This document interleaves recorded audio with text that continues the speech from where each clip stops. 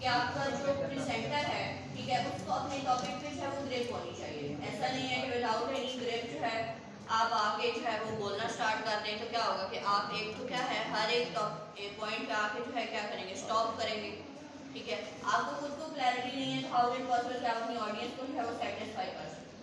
ठीक है, सेकंड जो चीज़ इंपॉर्टेंट होती है दैट इज कॉन्फिडेंस। ठीक है, अगर आपका कॉन्फिडेंस लेवल बिल्कुल ही जीरो है तो आप क्या करते हैं, छोटी क्लासेस में होता है अगर स्टूडेंट्स को स्टेज पे स्पीच के लिए बुलाया जाता है तो क्या होता है, वो शिवर कर रहे होते हैं। ठीक है, जैसे कब कपाना होता है, क्या होता है, वो ऑडियंस का फियर होता है आपके सामने, इतने ज़्यादा लोगों को जो है हम कैसे फेस करेंगे। ऐसा नहीं है कि कॉन्फिडेंस है वो जस्ट जो है स्टार्टिंग पे नहीं होता, इवन कि हायर लेवल्स पे भी जो है जब आपकी ऑडियंस जो है वो बहुत ज़्यादा हाईली इंटेलेक्चुअल होती है, इवन देन आप जो है आपको काफ़ी जो है वो फियर महसूस होता है। इसे this is basically called the stage fright. ठीक है, स्टेज फ्राइट क्या होता है कि आपको ऑडियंस को फेस करने में जो है वो क्या होती है, काफ़ी डिफिकल्टी होती है। तो इसमें क्या है कि आप जो है अपनी आसानी के लिए कुछ जो है ऑडियो विजुअल एड्स है वो यूज़ कर सकते हैं। ठीक है, जिसमें क्या होता है आप अपनी एनर्जी जो है आपकी कम यूज़ होती है। ठीक है, और आपकी ऑडियंस को आपको फेस करना का पड़ता है। क्या करते हैं, प्रॉम्प्टर जो होता है या फिर आपकी जो स्क्रीन होती है आप उस पर अपनी स्लाइड्स जो है वो मूव ऑन करना शुरू कर देते हैं। इससे क्या होता है कि आपकी एनर्जी जो है वो काम शुरू होती है। ठीक है, फिर आपका क्या है, आपका अपनी ऑडियंस के साथ इंटरेक्शन होना चाहिए। ऐसा नहीं है कि आप जस्ट पेपर पकड़ें और आप कहें कि ABCDEF, लाइक कोई लेना देना नहीं है कि ऑडियंस पीछे से क्या कर रही है। ठीक है, जब तक आप अपने ऑडियंस के साथ इंटरेक्ट नहीं करते हैं तब तक क्या होता है कि आपको पढ़ाने का या किसी चीज़ को समझाने का जो मज़ा नहीं आता। आप दोनों की बातें खत्म हो गई हैं, नहीं खत्म हुई, कुछ और करनी है, दरवाजे से बाहर चले जाए। इधर आपकी क्लास में हमेशा आपको ये आके बताना पड़ता है कि अपना नॉन सीरियस बिहेवियर जब क्लास से थोड़ी देर बाहर आप क्या करें। तो आप लोग बड़े बड़े हैं। अब इसकी डिफरेंट हमारे पास टाइप्स हैं। ठीक है, पब्लिक स्पीकिंग भी जो है वो किस में आती है, हमारे पास ओरल प्रेजेंटेशन में आती है। ठीक है, पब्लिक स्पीकिंग बेसिकली क्या होती है, जब आप कहीं पे किसी गैदरिंग में, किसी फंक्शन में, किसी सेरेमनी में जो है आप लोगों को एड्रेस कर रहे होते हैं। ठीक है, तो उसकी डिफरेंट टाइप्स होती है, वो भी किस में आता है, हमारे पास ओरल प्रेजेंटेशन आता है। मैंने आपको फाइल सेंड की, उसको जरा ओपन करें। तो उसमें हमारे पास 4 टाइप्स हैं। ठीक है, ओरल प्रेजेंटेशन की फर्स्ट इज क्या है, आपके पास एक्सटेम्पोरेनियस स्पीच है आपके पास। ठीक है, एक आपके पास क्या मैन्युस्क्रिप्ट है। ठीक है, एक आपके पास क्या है, खोलें फाइल, और मैडम नवे कर ले उन्होंने ऊपर एक मेमोराइज स्पीच है और एक क्या है इम्प्रॉम्प्टू स्पीच है आपके पास। ये डिफरेंट टाइप्स हैं आपकी presentation. Public speaking. Who will read one by one, कौन पढ़ेगा इसको, आप पढ़ें। फर्स्ट जो है उसको रीड आउट करें। ये बहुत ज़्यादा सिंपल है। ठीक है, जैसे आपने बेसिक चीज़ें जो है वो याद रखनी है, बाकी डाटा जो है वो जस्ट अंडरस्टैंडिंग के लिए आपके पास। An introduction to public speaking. Public speaking is one of the most feared thing for many people. In fact, some public surveys show fear of public speaking as higher than fear of death. अब क्या है कि आपको कभी-कभार इतनी ज़्यादा fear होता है कि आप कहते हैं कि नहीं मैं हम तो जो है नहीं प्रेजेंट कर सकते हैं वहाँ पे जाके। ठीक है, It boggles my mind that people are more afraid of 10 minutes in front of group of people than they are of the great unknown. But then I am little weird in that actually enjoy public speaking and being in front of an audience. It probably has to do with my love of theater and performance that make me not afraid of being in front of audience. Despite my lack of fear about public speaking situations, I have never been able to conquer the nerves and anxiety. अब इसको skip कर दें। ये just मैंने अपने बारे में बताया हुआ है कि क्या है, लोगों को पब्लिक स्पीकिंग का या स्टेज फाइट इतना ज़्यादा था कि इवन उन्होंने जब उसको फेयर किया कि डेथ के फियर से भी ज़्यादा लोगों को फेस करना है वो डिफिकल्ट होता है। ठीक है, आपको क्या होता है, ये सबसे ज़्यादा आपको क्या होता है कि आपको ये इस चीज़ पर डर होता है कि व्हाट इफ अगर हमने कोई चीज़ है वो इररिलेवेंट कह रही तो फिर क्या होगा। ठीक है, नीचे आ जाए, टाइप्स पे आ जाए इसकी। 4 types of speech delivery. Extemporaneous speech, Extrem- extemporaneous extemporaneous speech yes. are speeches that are carefully prepared and practiced by the speaker before the actual speaking time. A speaker will utilize notes or an outline as a guide while they are delivering the speech.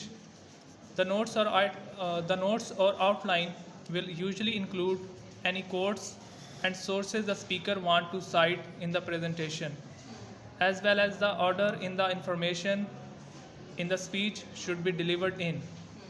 The speech is delivered as if the speaker is having conversation with the audience. Since the speaker is not reading the entire speech, the extemporaneous speakers uses the notes as a guide only, a sort of memory trigger, and the speaker will also be able to respond the audience since her head isn't trapped by reading every word on a paper.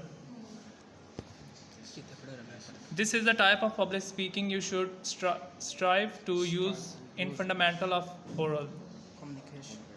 communication for your informative and persuasive speeches, as this is most practical type of public speaking, the type you are most likely use in real life situation when you might be asked to give a formal अब presentation. extemporaneous speeches आपके पास क्या होती हैं?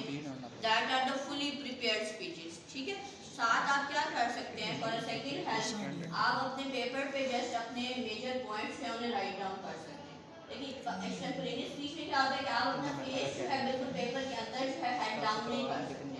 Like इसे क्या कहेंगे फिर हम? That is just simply a reading. ठीक है? ये जो टाइप है ओरल प्रेजेंटेशन की, ये फुली प्रिपेयर्ड होती है.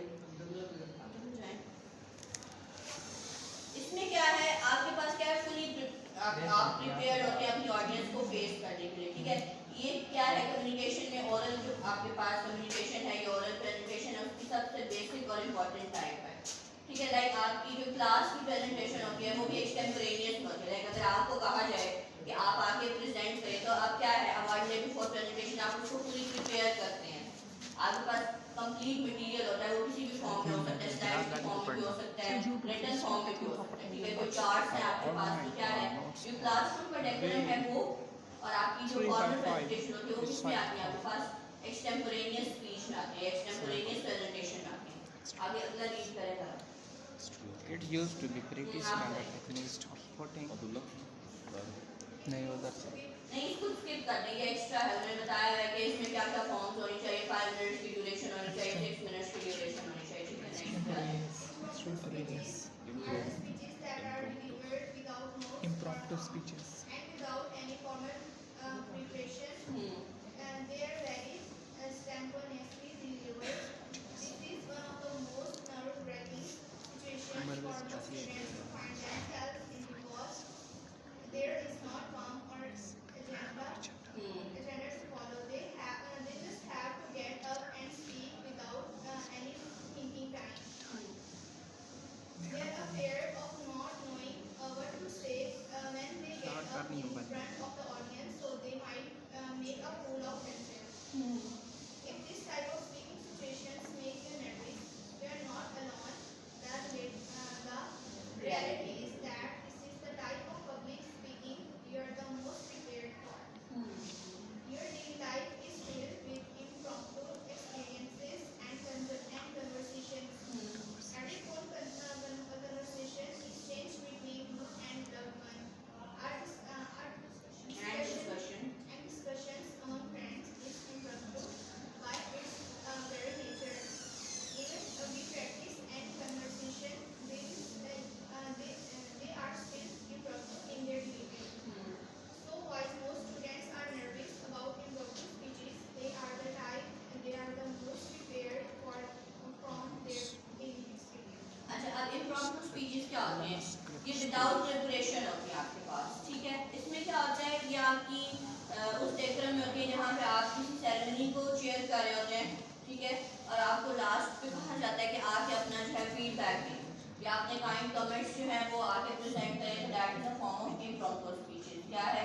ये सबसे ज़्यादा नर्व पे जो है वो हैवी होती है. अगर मैं आप लोगों में से किसी एक को अचानक से अभी कहूँ कि यहाँ पे आ जाइए और ये टॉपिक जो है हालांकि आपने वो पढ़ा हुआ फिर भी उसको एक्सप्लेन करें, तो क्या है कि आपको जो है ज़्यादा प्रॉब्लम होगी. ठीक है? हो सकता है कि आपसे जो है आपकी वॉइस ही जो है वो क्लियर ना हो.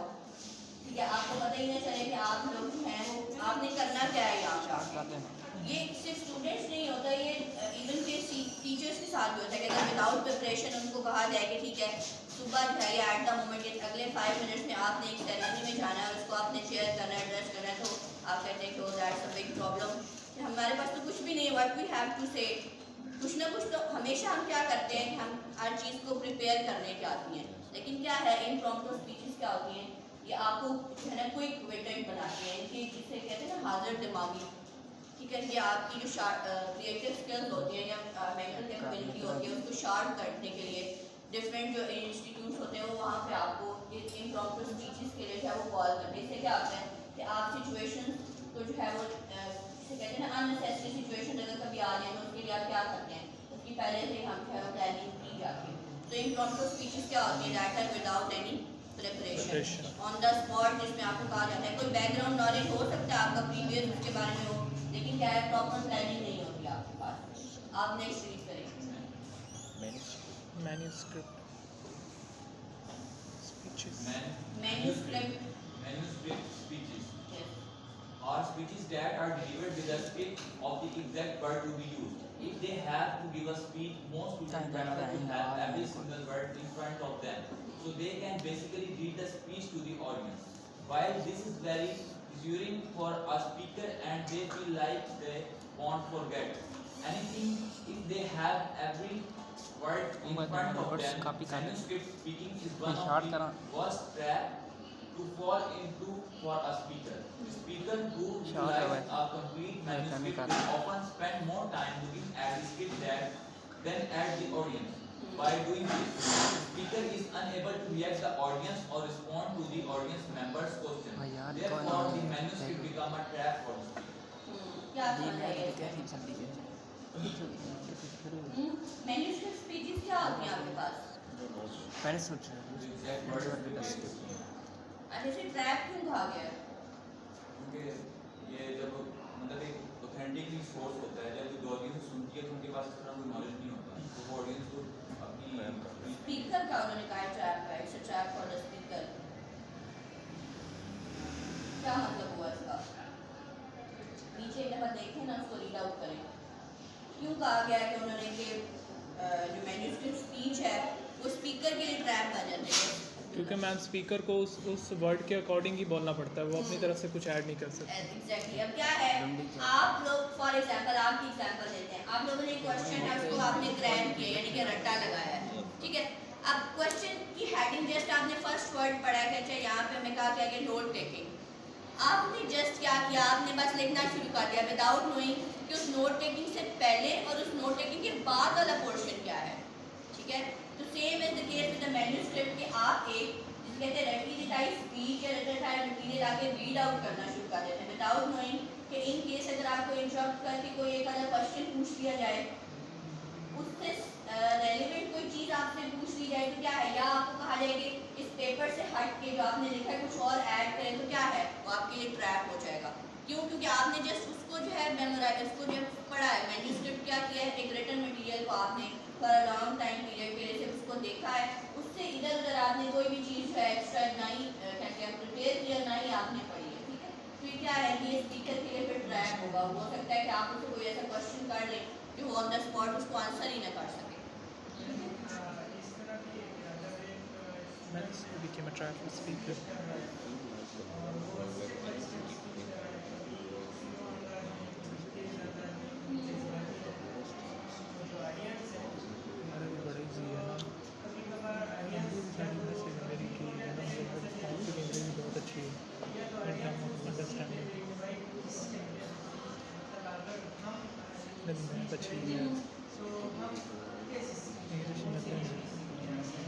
नहीं वो ठीक है, वो आपकी बात ठीक है, वो क्या है, वो आपकी प्रेजेंटेशन में आ जाता है, जो आपकी टोन है ना, कभी आप हाई पिच पे जाते हैं, कभी आप लो पे जाते हैं, ठीक है, या कोई आपका इमोशनल पॉइंट आ गया तो उस पर आप हो सकता है कि आप अपनी इमोशंस को कंट्रोल लगा सकें, that is the type of presentation, वो आपकी प्रेजेंटेशन स्किल्स में आता है। लेकिन यहाँ हम बेसिकली बात कर रहे हैं कि ओरल प्रेजेंटेशन जो है उसकी कितनी टाइप्स है, यानी कि मैं ओरल प्रेजेंटेशन ही दे रही हूँ ना क्लास में, ठीक है, तो इसमें कौन कौन सी फॉर्म्स आती हैं। आप हो सकता है कि कभी हो सकता है मेरी क्लास में इम्प्रॉम्प्टू स्पीच हो, मैंने लेक्चर प्रिपेयर नहीं किया तो मैं क्या करूँगी, थोड़ी सी साइड बाय साइड डिस्कशन करूँगी और थोड़ा सा टॉपिक पढ़ाऊँगी, ठीक है। अगर मैन्युस्क्रिप्ट आ जाएगा तो मैं क्या करूँगी, this would be the hand note, और मैं क्या करूँगा, मैं जस्ट इसे रीड आउट करूँगी।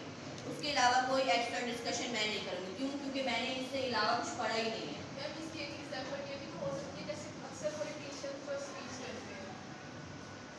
हाँ, पॉलिटिशियंस भी बिल्कुल ऐसे ही है। क्यों? क्योंकि उन्होंने सिर्फ आपको शायद एक रटनी टाइप चीज़ आपके सामने होती है, हर जगह पे सिर्फ वही जाके जो है वो पूछ रहे थे। लेकिन वहाँ पे ये है कि उसमें हम क्वेश्चनिंग नहीं ना कर सकते उनसे। ठीक है, आपकी एग्जांपल बिल्कुल ठीक है, सेम ऐसे ही है कि किसी जगह पे आप एड्रेस करें, इसमें बेसिकली स्पीचेस आती हैं आपकी किसी एक टॉपिक पे, ठीक है, जो आप डिफरेंट कॉम्पिटिशन्स के लिए, ठीक है, या डिफरेंट फॉर्म ऑफ गैदरिंग में जो आके आपने सिर्फ एक ही बात को जो है वो एंडोर्स करना था, वहाँ पे आपके पास क्या होती है, मैन्युस्क्रिप्ट स्पीचेस होती हैं। अच्छा, मैन्युस्क्रिप्ट में आपके पास क्या होता है, लाइक एक जो है ना आपके ये जो टीवी पे जो न्यूज़ एंकर बैठे होते हैं, जो ये खबरें पढ़ रहे होते हैं, वो भी मैन्युस्क्रिप्ट की फॉर्म में होता है। क्यों? क्योंकि उनके सामने एक स्क्रीन लगातार चल रही होती है, वो सिर्फ उसको देख के पढ़ते हैं। और आपने देखा होगा कभी कभार अगर वो स्क्रीन थोड़ी सी हट जाए तो क्या होता है, वो न्यूज़ आगे पीछे हो जाती है उनकी। ठीक है, तो that is also a type of manuscript speech. ठीक है, नेक्स्ट कौन पढ़ेगा? Memorize speech. Memorize. Last one, memorize speech. आपने पढ़ा है, पढ़े? मेरा कमरान तेरे नोट्स चेक करना है कि सही है। Continuous पढ़ना समझ लो।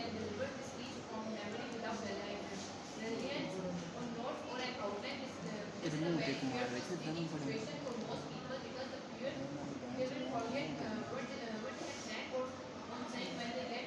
ऐसी दोनों पढ़े।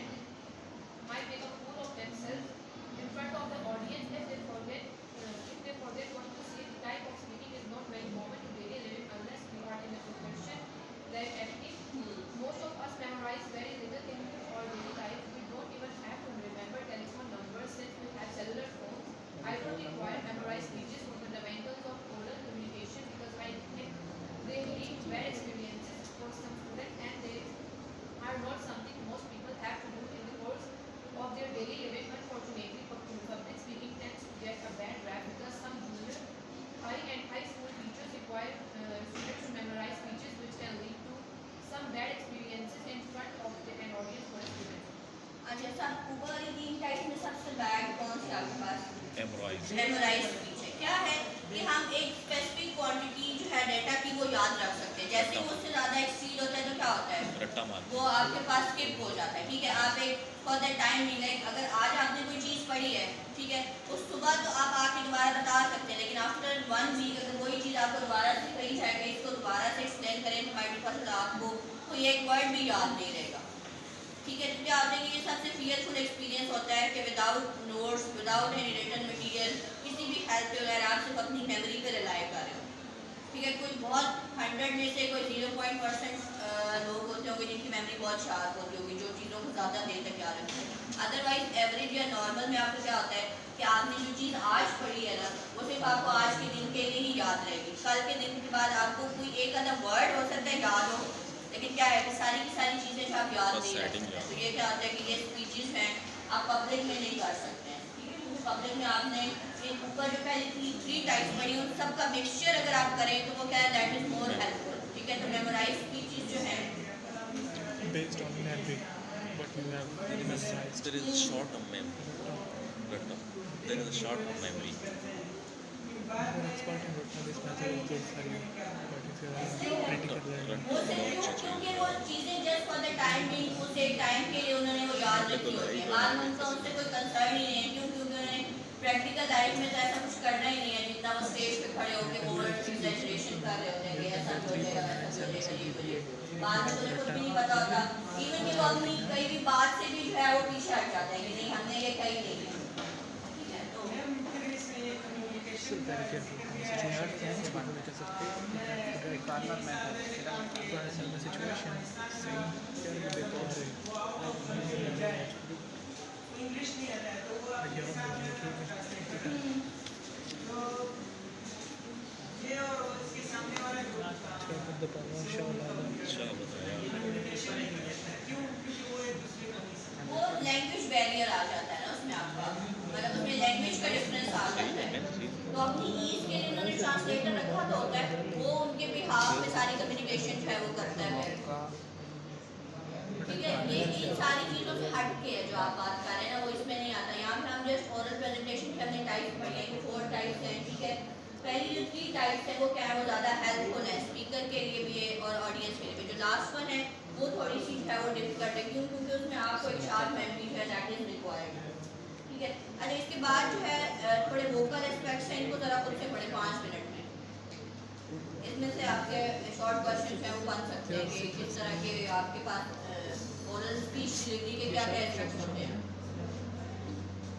ये बहुत ज़्यादा जनरल है, इसमें कुछ ऐसा नहीं है जिसको समझाना पड़े आपको वन बाय वन। कहाँ से नीचे वो आपके पास एस्पेक्ट्स हैं ना स्पीच डिलीवरी के। Pitch is the higher Pitch is the highest loudness of speaker voice.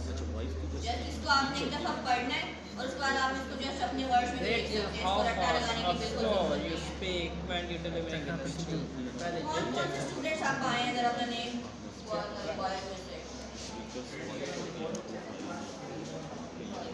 Pauses. और एक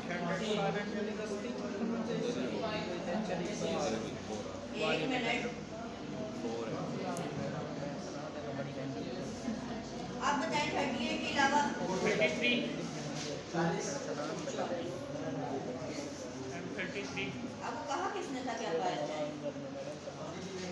आप 4 में 4 रोल मैडम को सलाम दिए आपकी तो होगी और इसके अलावा 33 और मैडम सलाम देने एक बारी मैंने दिया ना और दे होंगे 11 बोल अपनी गाड़ी में याद नहीं रहा मैंने दिया है यार ये मैंने भी दिया। मैं आपको कौन है लौटा आप It is the nature of word and of word. Madam मैं दिल में खाया तू सलाम देते ना पता लगा एक बार याद कीजिए नहीं यार पढ़ नहीं यार